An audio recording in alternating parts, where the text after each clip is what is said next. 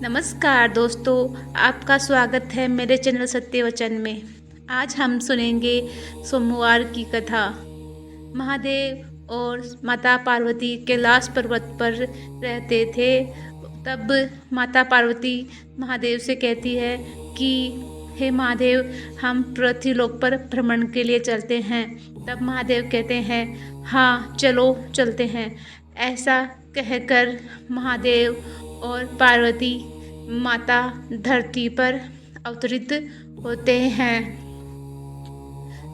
धरती पर घूमते हुए माता पार्वती महादेव से कहती है, हे नाथ, मुझे मेरा मन खांड और खीर खाने का हो रहा है।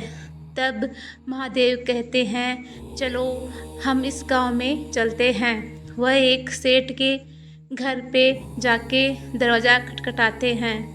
तब सेठानी आकर बोलती है, क्या चाहिए तुम्हें? तब महादेव कहते हैं कि हमारे लिए आप खांड और खीर बना दो। तो वो पड़ोसन कहती है कि मेरे पास इतना वक्त नहीं है कि मैं आपके लिए खांड और खीर बनाऊं, आप कहीं और जाओ। और ऐसा कह के वह अंदर चली जाती है। तब महादेव और माता पार्वती एक गरीब बुढ़िया के घर जाते हैं और उसे कहते हैं कि हे माई, हमें खांड और खीर खानी है।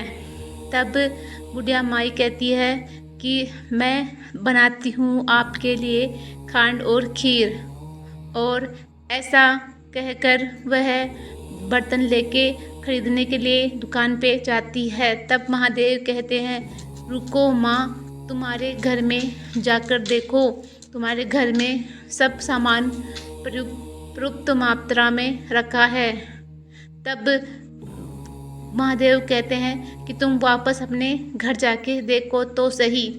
तब बुढ़िया माई अपने घर जाकर देखती है और खांड और खीर बनाने लगती है।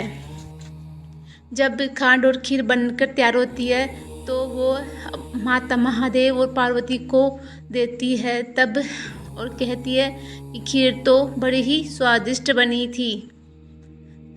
तब शिव जी कहते हैं कि हे बुढ़िया माई, तुम अब इस खीर को अपने परिवार। बुढ़िया कहती है, मैं किसको खिलाऊंगी? तब महादेव कहते हैं कि माई, तुम अपनी आंखें बंद करो।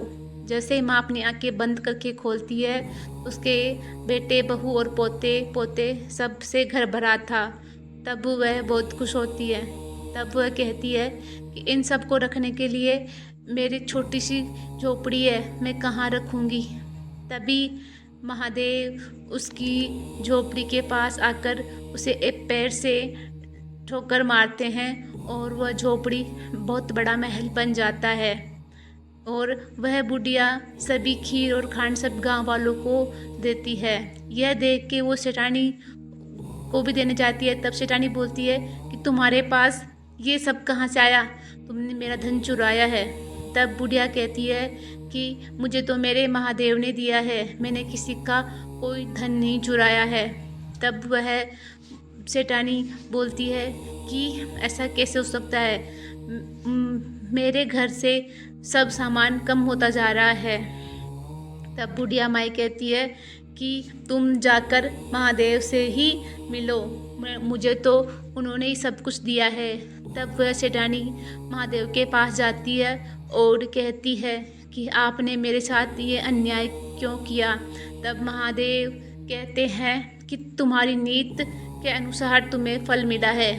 तुमने कभी भी किसी को दान नहीं दिया, घर आए अतिथि का तुमने अपमान किया है, और इसी का फल है कि तुम्हारे साथ ये हुआ है। ऐसा कहने पर वह सेठानी शिव जी के पैर गिर जाती है। महादेव उसे माफ कर देते हैं और कहते हैं कि तुम अपने सत्कर्मों से ही अपना पहले जैसा करो।